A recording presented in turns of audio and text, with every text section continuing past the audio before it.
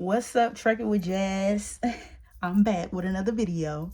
In this video, of course, you already see from the title, it's my overall experience with Hyfeild transportation, right? So y'all seen some of my videos where I was in this big pretty truck. It had a big old refrigerator, it had a sink, it had all the things that you would want to have when you out camping, just enjoying life. And as a trucker too, right? You know, we want that extra space. So that extended cab was real cool. But I want to give you guys the real inside, the pros, the cons of the whole situation. Not of the truck, but my experience with Hyfeild, being with that company, running for that company, using their equipment, and giving you guys just the general overall experience. Overall view of my experience, so you guys can make informed decisions if you decide to go with a partner, okay? And that's running under somebody else, using someone else's transportation, their truck. Okay. So the overall setup and signing up for Hyfeild is fairly easy. You go to their website, you may see somebody, which I did, advertise about this company. Me and my wife was driving a 53 footer, of course, for Prime Inc. And we had saw this truck riding all the time. Whether it was FedEx, I mainly seen Panther in the extended cab. Okay, and I was like, dang, I wish, what is that like? Didn't think anything about the sink and the television, none of that stuff, because we have a sink, of course, but we had a television in our truck. And our truck was a new truck. We was in 22 riding into 23. So, we went into Prime, got out of training, and boom, we in a brand new truck. So, before the year, so we was good, okay? All right, with all the bells and whistles, and upgraded, different things on our truck, because we looked up and got a truck somebody ordered and they wound up not getting the truck. So we had a great deal when it came to that. Fast forward, at Hyfeild, we went ahead and we arrived to Columbus, Ohio. It's where you have to go to the yard to pick up the truck. They do not have their own terminal. That's one thing. So you go to this yard that they allow you to come in. You pick up the truck. They welcome you. You meet, we met two different staff members at the time. One of the staff members, which was a woman, she walked us around the truck, showed us the truck and everything. Okay. That was cool. We got our keys. We got our fuel card. That was all great. Cool. They gave us shirts. We took a picture. Of course, they put it on their YouTube page, on their Facebook page. Just welcome you to the Hyfeild family. They're real big on it. When we saw one of the YouTubers, which was Nick and Carla, they have a YouTube page. They actually have a vlog page as well. They have their personal and a vlog page. And, they was showing an event. They went to an expo. I guess Hyfeild hosts the expo, or they attend the expo. And, they showed some insight of them having like a casino night or something. So it seemed real family oriented. They met with other truck drivers and they had a great time. And I was like, okay, maybe that'll be an environment we want to be in. It seemed real cool. There's nothing wrong with that, okay? Everywhere you go ain't gonna be for you. So you gotta find, and it's gonna take you going into stuff, bad situations that ain't good situations for you. It may be good for somebody else, but not for you. And you gotta be okay with that, because some people get in their head like, oh my God, it didn't work out for me, but it worked out for them. That's how it's designed. You gotta figure out what works for you. Okay, so I wrote down some notes too, so I'm glancing at my notebook to make sure I don't miss anything. I want to make sure it's jam-packed, short enough, because I don't want to be long-winded telling you this information. All right. So, they had all the supplies we needed. We never ran a box truck in the back. It did have a reefer unit inside the truck. Kind of remind you of like an AC. But it was, big and standard. Like, it was good. The equipment was good. Okay, and then you use a data logger, which is what you set the temperatures to control the box. All right, and the E-Tracks is the rails that run along the box, and you use the load locks to put them inside. I think I have a previous video where I showed that. So that was good. And of course, we went through the inventory. We wrote, did our checklist or whatever to make sure we counted all the supplies we had, turned all that stuff in. A lot of stuff is going to be thrown at you in the beginning. Okay, so the next thing I'm going to talk about is you get assigned a mentor.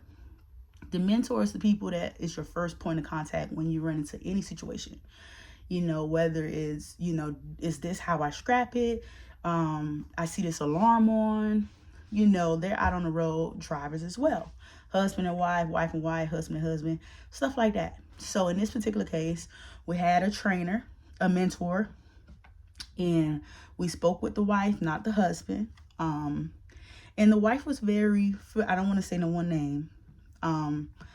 Yeah, she gave us what we needed to do to make sure that we passed the test. You do get something like a test run, a short run, to make sure you qualify and know how to use the data logger. On this particular load, it's a T-val load. T-val loads is the orange. It's a little orange symbol when you're looking at the load. If I ever have some screenshots of that stuff, I'm going to make sure I upload it in this video so you can see.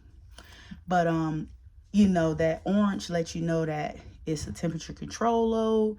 And it also requires that we use the data logger. And when we get to the shipper, we print out a current ticket showing what the temperature is in the back.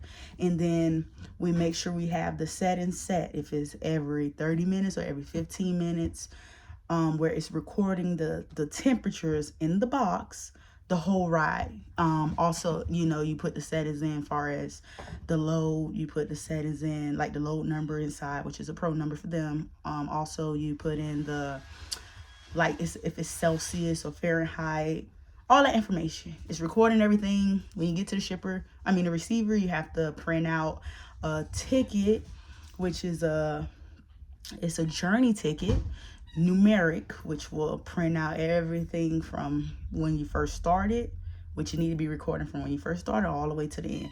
And then make sure you do that. You upload all that stuff, FedEx approved, saying, hey, they did it correctly. And then the load board open up for you to be able to run more loads. If you have hazmat endorsement, you see hazmat stuff. If you get to those clearances, DOD is one of the longest clearances to get, which, yeah, we struggled in their process because they started it and then they didn't get back in contact with us. They were saying something about they have to log in, and this is not Hyfeild, this was FedEx. I'll get into that later because I want to keep this more about Hyfeild. So, we got assigned a mentor. The mentor was cool. When we first started, they was letting us know you're on a fleet average. So they just started a new system when we came out. And that system goes like this. When FedEx, so it used to be you will see a load, you select the load. Okay, they give you the load, that's your load. Now they have it where when you see the load, you select the load. They'll put you in this criteria. You will see the first 10 people that are signed up for that load go in order based off of their deadhead miles, who's the closest. Then it'll do a 30-day, 60-day, and 90-day calendar. So it'll have 3 columns, 30, 60, and 90.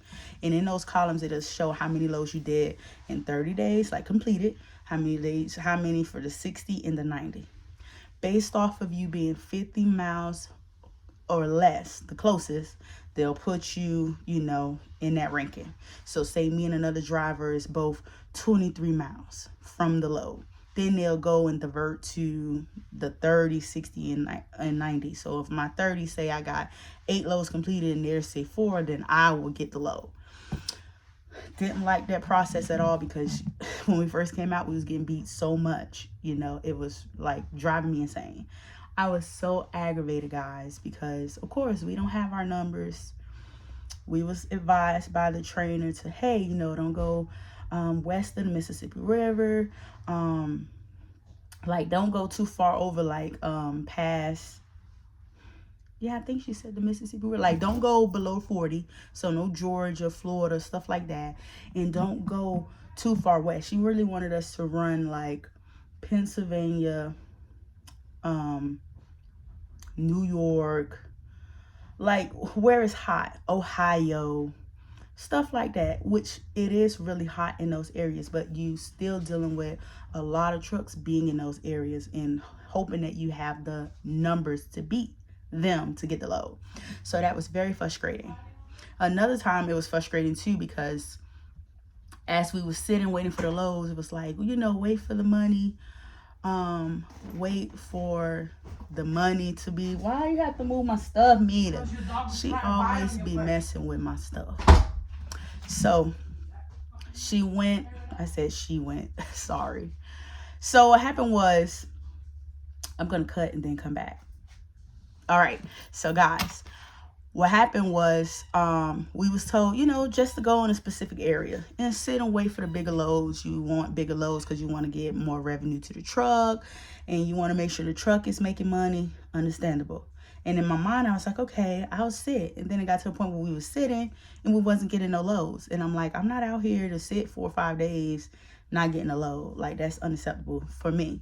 So in that same situation, my, like my trainer at the time, they was able to see what loads we picked, she did emphasize on like, divide your miles by the money to see, what's the cent per mile. I knew about that stuff already, but I did it majority of the time, and it was like, she preferred that we be closer to the $3 mark and, don't be under $2.65, something around that, because she wanted to be where it's more money. Now, we don't have access to art loads. We don't have access to DOD. So right now we're doing TSA. We can do hazmat. We can do, just like the general freight. We do have 2 load boards. We have the white glove load board and then the general freight. General freight, of course, is no reefer. It's just regular. And then the white glove is, your well, you don't really see DOD loads on the load board. They actually have a special team that calls you with a dispatcher and they send you out on loads. So with that being said, we didn't get to that part. We was not on the art load because you have to be there, which we never got a confirmed time. Some people say 2 months, you call dispatch, they say 6 months. And it just was all over the place that it was just frustrating. You call in, you say, hi, do I qualify? I actually called, story time. I actually called a dispatcher. Spoke to the dispatcher. They always tell you, oh, speak to the dispatcher and see what do you qualify for and what are you missing out so you can be able to run the calendar loads, all this type of stuff. So I said, hey, I called one day. Is there anything that I can do, or is it anything that we can do to get, qualified for other things? And they was like, oh, you should call the truck owner and verify with them what you can do. And I was just so thrown off by that. Like, what? The recording even say speak to the dispatcher, and you the dispatcher, you telling me to contact the fleet owner. Who own the truck? What them owning the truck got to do with what loads I can do? With that being said, that was that situation. So we ran into a few hiccups. One was pay. The pay situation was we didn't scan. We scanned in the load. It wasn't visible. It wasn't legible. Sorry. It was not legible. And they basically was like, we got informed after our pay. So we sent these documents in. I didn't pay attention to it. I saw the email came in, but I didn't read the email. And the email was saying it's invalid. So that Monday came, I noticed that I didn't see a payroll from Hyfeild. And they didn't send in a payroll. So I was like, dang, that sucks. Then from there, Tuesday came and we didn't get no check. So I was like, what? So Wednesday come and Hyfeild say, hey, you didn't get paid because they didn't get the document, blah, blah, blah. Okay, so they told us that Wednesday.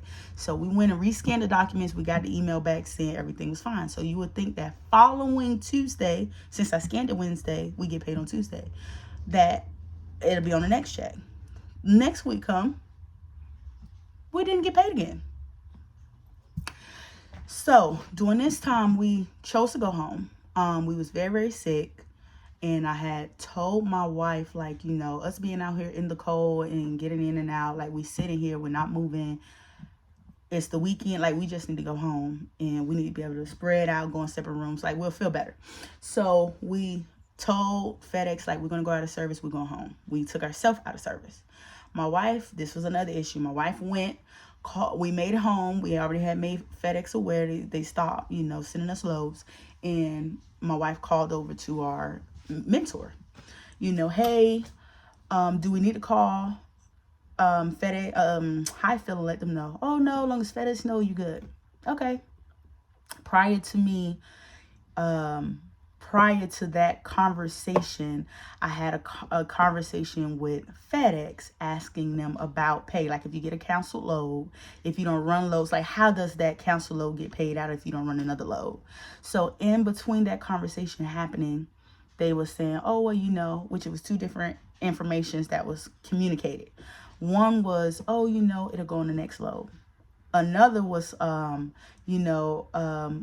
it won't get paid out because we can't double pay. Like we can put an adjustment in from the fleet manager can do an adjustment, like the dispatcher can do an adjustment so that you can be able to get paid if you don't run like another load. And then another person, like it got to another person and they went and called their they went and spoke to the supervisor, and the supervisor was like, I guess informed them that no, you know, if we was to pay, do an adjustment and pay, they will pay twice because they'll pay me, and then when that truck goes back out, they will put that pay again on the new load with whoever the new driver is, which it makes no sense. If you pay out something, it should be something in the system where they can't pay it again because they already paid it. However the case may be, it sounded like a whole bunch of craziness. In between that conversation, they kept asking me like, are you leaving? Are you turning the truck? I said, no, I'm just asking, how does this go? Oh, well, if you're leaving, you know, you got to let us know. I never said we was leaving. I wanted to know how the stuff got paid out. With all that being said, it got to over to Hyfeild. We're home. We've been home like 4 days, which Hyfeild allow you to run. You in the contract is 21 days you can run, which it have to be 75%. 75% is 21 days, calendar days. And then 10 days is your days to do whatever. So remember, we haven't been off the truck. We've been running all this time. This is our first time being off the truck for this amount of days at all. So when Hyfeild, I guess, got wind of that, because FedEx reported that we was on a recording line and that I stated that we was leaving them, which we wasn't. Hyfeild then demanded that they cannot pay us unless we get the transportation, unless we take another load, because they don't know who to trust. And at this point, you know, FedEx have told them that we was leaving and they need to make sure they get their equipment, so they was not going to be paying us our money. So we was like, we're not leaving. We wasn't feeling well. And it was like this back and forth type thing. I don't got to kiss nobody behind. I do my job. I do what I'm supposed to do. The thought that you guys are even bringing anything up about us not, like, you know, if we didn't leave that Monday, we wouldn't have got paid on Tuesday, because they would assume that we wasn't working. And I don't like that. Like, I get it. You want to make sure that your equipment not just being left on the side of the road. But baby boo-boo, what you do is you don't keep my money. And if it ever was that situation, y'all need to go ahead and put up whatever little lawsuit. Remember, y'all got weeks of our money. That's another thing. When you start running, you either get paid 2 weeks or 3 weeks later before you even get your first paycheck. On our third week was when we was getting paid for our first week. And they said it's a FedEx thing. But when I called FedEx, FedEx said, hey, we pay just like Prime. If Prime pay was on Wednesday at 4 o'clock was the end of the pay cutoff. So Thursday up until Thursday was the start of the week, and Wednesday at 4 p.m. was the cutoff. And then you would get paid Friday. And I called payroll. I called so many times. Like, I called payroll. I was asking them, how does that work? It was like, yeah, if you ran from this week, we paying it. So it wasn't no hold, but that's what they say, that it's a hold. I don't know. Maybe that's just their way to make sure that they keep some funds in case people, you know, jump and leave. But I didn't like that. I'm going to go and jump real big on communication. I was very irritated when it came to the communication. It was like, if you brung up a situation, instead of a person analyzing what you wrote and then saying, okay, you know what I want to do? I want to, instead of reacting, allow yourself to respond. You're in a professional manner. You need to conduct yourself in that way. Because some stuff, it was just like, you know, when my wife had to be on the phone going back and forth about we ain't quitting, and the tone you was taking, and but we don't know, and it's like, don't talk to us any kind of way. I don't have time. You respect me, I'm going to respect you. So that rubbed me the wrong way. Then when it came to emailing, I made sure that I wrote what I needed to write in the email. If I sit here and say that you guys owe me X, Y, and Z, and I break it down, you going back and forth with me, and I'm right. And then you then went 2 and 3 emails before you got to the, oh, I see where you come from. It shouldn't have took that. All it should have took was before you even paid out my money, my reimbursement, what y'all supposed to pay or what y'all supposed to take or however, that y'all went and checked before. It wouldn't be an issue if you're doing your job. Do your job. We got to do our job. Y'all do your job. Like, yeah. The exit, I ain't going to go to the exit yet. So back to the mentorship, right? So you have a mentor, they're assisting you. Cool. It got to the point where we took a hazmat load, we call over to verify. Like in California, you got to go through a book. This book have R's that tell you exactly where you need to stop if you're on this route. We was on this route. We had to stop at every R. I, if you was like stopping there, then you can do like a little check there or whatever. Other than that, at the R's, you had to stop. So in this particular situation, I called. I'm like, hey, just to make sure, because this is our first time running a hazmat for them and having to do that. I didn't run hazmat with Prime, but we didn't have to stop at certain spaces. This was specifically California. So we called and asked, and, our mentor didn't know because they never ran hazmat. I guess with FedEx. Okay, so that was like a bummer, but we made it through and I was fine. I know I'm coming. So fast forward from that. We had, I guess, like, like I said, my mentor was like, you get to do, it's your truck, it's your business. You get to do whatever you do what you want to do. So at one point we had got to a point where it was like, okay, we need to get our numbers up at the beginning. Probably like our second week or third weekend, we was like, we need to move. Let's get these numbers so we can move our status, because so we went and got some low paying loads that she wouldn't have recommend, of course. I didn't like that our mentor in the beginning was like, look, you're not gonna hit the bonus, or you're not gonna get like the 13 loads in a month. Like, you're not gonna get the bonus. That was one thing she underestimated. That's something you shouldn't project on people because you don't know what they can do. In our first month, we hit the 13 loads. Our second month, we did the 26. We made over $26,000 for the truck. So anything that's $25,000 revenue to the truck, you get 1% from Hyfeild. In our second month, we got the bonus from Hyfeild. So we got both bonuses. One month, we didn't get the bonus from FedEx the second month because we didn't run like that. We actually looked up and was like getting $6,000 loads. And that was all because we decided that one time to run, a lot of loads, and allowed us to get our numbers up. And we was just out beating people that sit around. Custom critical. It's a lot of older people. They don't want to rip and run, and if they running, they running for the big stuff. And, they move when they feel like moving. Nothing wrong with that. But that allowed us to it allowed us to, get in and get our numbers up. So it moved a little better for us. Overall, we left Hyfeild because we was not happy. I didn't want to sit. I was very tired of sitting.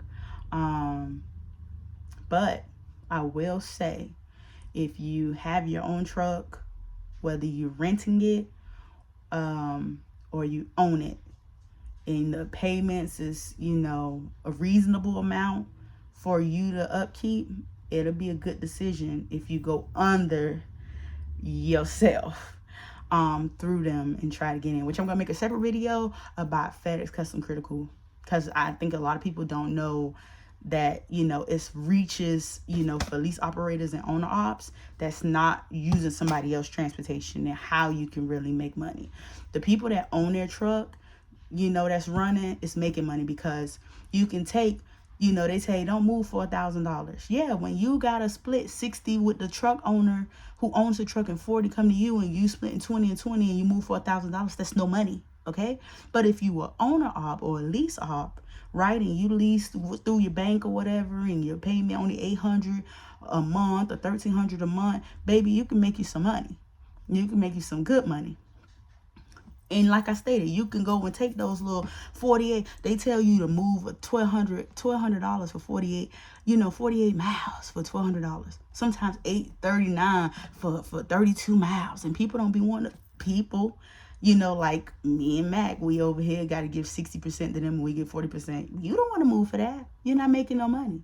I'm not trying to move just a little bit for crumbs. So like I said, I just wanted to let the truth out. I hope this was really good for you guys. Good information and knowledge. FedEx do penalize you. We had to stop. My stomach was hurting. I was on a load where we had to keep moving, drive 200 miles. And we was almost at the 200 miles, but I had to stop because I had to go to the bathroom. And they told me to please, they said, just call us and everything is fine. You had to stop. And I called them. I stopped. I called them back, said, okay, we rolling. They said everything was fine. Maybe 2 days later, the mentor called me and said, hey, you got a point. You can't get 3 points with FedEx or they won't let you run.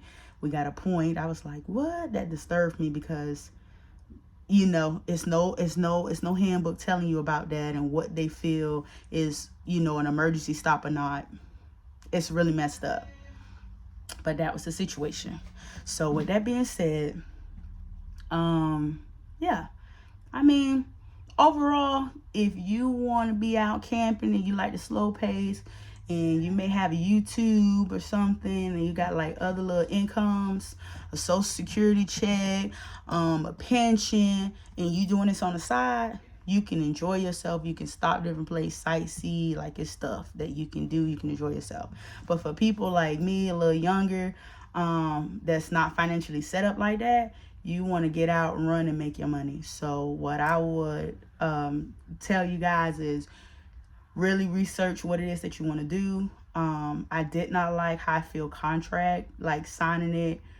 Them explaining it to you is one thing, but when you was reading and looking over it, it's like, what the heck is this? Because it's not saying exactly, it's not worded exactly how they're saying it. I mean, it really looked like I supposed to got paid more money, but they telling me, yeah, I just ain't like the contract. So with it being said, thank you guys for watching my video. Peace, love, and chicken grease. And stay tuned for my next video I'm dropping on Custom Critical. I'm out.